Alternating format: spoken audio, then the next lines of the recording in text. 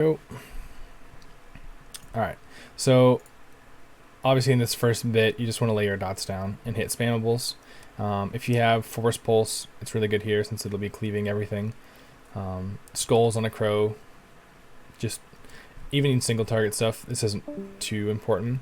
The biggest thing is if you are on PC, you obviously will have a countdown timer saying when the boss is spawning, and you want to start laying your dots at 3 seconds. And I should have dropped my Destro at 2 seconds because it takes 2 seconds to originally start.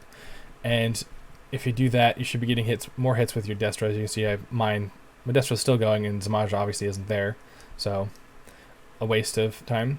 Her very first port, I would lay down all of your dots and then hit her with spammables. You should, most likely she won't port away instantly.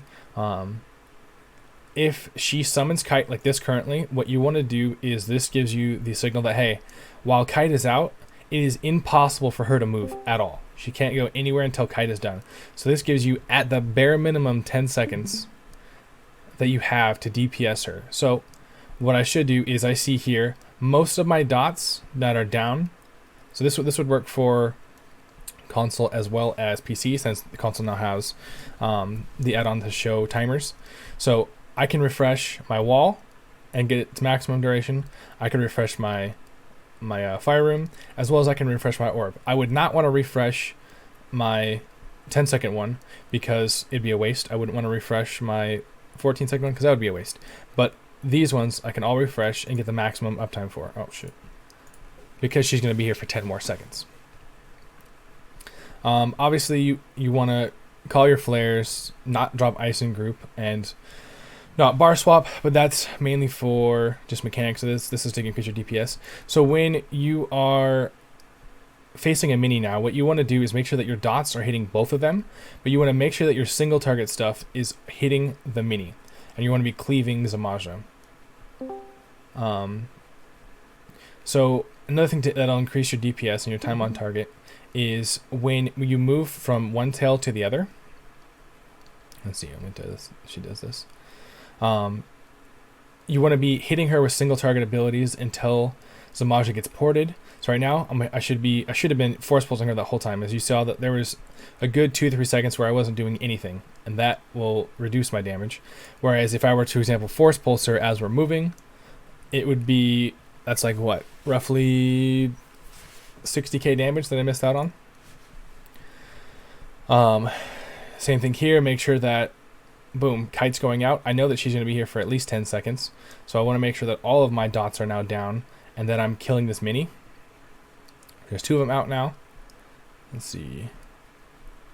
You want to always make sure that mechanics are dealt with first and your DPS is second, especially if you're learning. As you get more like sweaty and stuff, you'll obviously be able to do both. But as you're learning and you're getting your time on target up, you want to make sure that the mechanics are the very most important thing. Let's see. For the most part, that's pretty much upstairs in a nutshell. To reiterate what I said, make sure that when the minis are tap targeted, you want to always be focusing them. There's almost no instances that you want to not focus the minis. Creepers being one of them. Whenever the creeper spawns, you want to listen to the raid leader's callouts to focus it or not, but that thing needs to die instantly. So let's see. I believe I was raid leading this, so I don't think I called for it yet because Relican was almost dead. But all the ranged DPS need to make sure that thing dies quickly. As you can see, I half-assed that and only hit it once. That's not a good thing. Don't be me. Make sure the minis are tap targeted. The mini tank should make sure that they are close to the boss so that they're getting cleaved. And lastly, just making sure that your dot timing is extremely crucial. And as well as when you're moving from one tail to the next, that you're doing something. Don't just be sitting there on your ass twiddling your thumbs. Make sure that you are either setting up new dots, so I could throw my fire rune at range. I could, for example, as a DK, the fire rune, or as say you're a crow, you can put down a boneyard at range, or say you're on a warden, you can hit the mini with fetcher, stuff like that.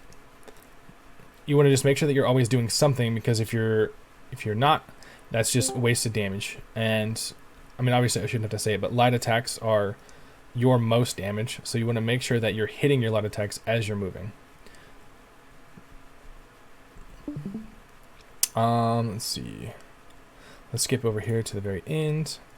So obviously in X you're going to have your two sides that you go on for flares. When you're a DPS in Xe, the biggest thing that you want to do is obviously make sure that she's not moving. So you want to do your full dummy parse rotation on her. But you also want to make sure that if a creeper is called, that you single target said creeper, as well as you want to be making sure that if orbs are coming into group, they're not smacking the group or anybody else. So there's typically the Sork that's going to be killing the orbs to begin with, but he can't kill all three of them instantly. So if there's one that's coming into group, help them out. Don't cause a wipe. Help kill the orbs. So you can see here, he called for help, and I'm going to help him here with the orbs. Obviously, it's going to be a bit of a damage loss for myself, but it'll help your teams clear. You want to try to let support grab ice as much as possible, because while you have ice on you, you are maimed. So it's about 50% less damage that you're going to be doing. But if it's just floating out there, do everybody a favor and grab it. That's basically all I can think of for upstairs DPS. I'll go over downstairs after this. Is there any questions on upstairs?